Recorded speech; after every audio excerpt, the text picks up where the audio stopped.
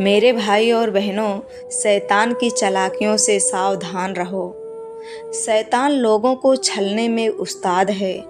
हजारों सालों से वह दूसरा कुरिन्थियों 4:4 में लिखा है कि अविश्वासियों की बुद्धि अंधी करने में शैतान कामयाब रहा है। आमीन। साथ ही वह परमेश्वर के उपासकों की सोच को भी भ्रष्ट करने की लगातार कोशिश करता रहा है। क्यों? क्योंकि शैतान जानता है कि जैसा हम सोचते हैं वैसा ही करते भी हैं। उसे मालूम है अगर वह हमारी सोच ही बिगाड़ दे तो हम बुरे काम करने के लिए बहका सकती हूँ। आमीन। तो मेरे भाई और बहनों, याकूब 1:14-15 में लिखा है कि परंतु प्रत्येक व्यक्ति अपनी ही अभिलाषा से खींचकर और फंसकर परीक्षा में पड़ता है।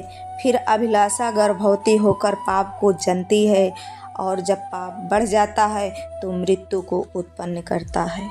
आमीन। तो मेरे भाई और बहनों, याद कीजिए कि शैतान ने हव्वा को गुमराह करने के लिए क्या तरीका अपनाया था। प्रेरित पौलुस ने लिखा, मुझे डर है कि जैसे सांप ने चालाकी से हव्वा को बहका लिया वैसे तुम्हारी सोच ना बिगड़ जाए और मसीह से अलग हो जाए। दूसरा कुरिन्थियों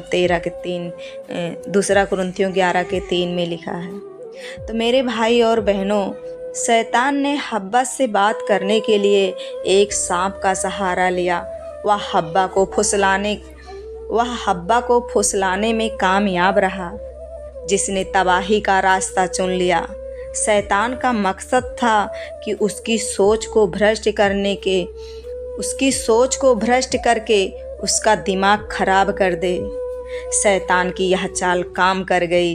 हव्वा ने उसकी बात मानी, उसका नज़रिया बदल गया और जो काम गलत था वह उसे सही लगने लगा। इस तरह हव्वा की सोच को भ्रष्ट करने के बाद शैतान के लिए उससे पाप करवाना बहुत आसान हो गया।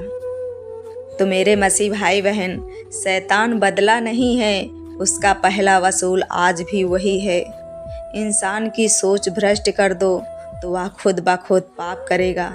शैतान ने अपने गलत विचार फैलाने के लिए अपनी व्यवस्था में राजनीति, धर्म, व्यापार और मनोरंजन का इस्तेमाल किया है। तो मेरे भाई और बहनों, वह दुनिया के ज़्यादातर इंसानों की सोच बिगाड़ने में कामयाब रहा है। उसने उनका रवैया और उनका नज़रिया बदल दिया है। जिस तरह का चाल चलन एक वक्त पर पाप समझा जाता था, अब उसे स्वीकार किया जाता है। यहाँ तक कि सही माना जाता है। जैसे आदमी और औरत के बीच यौन संबंध रखना, बिना शादी के एक के साथ रहना और बच्चे पैदा करना, इंसानों को गुमराह करने में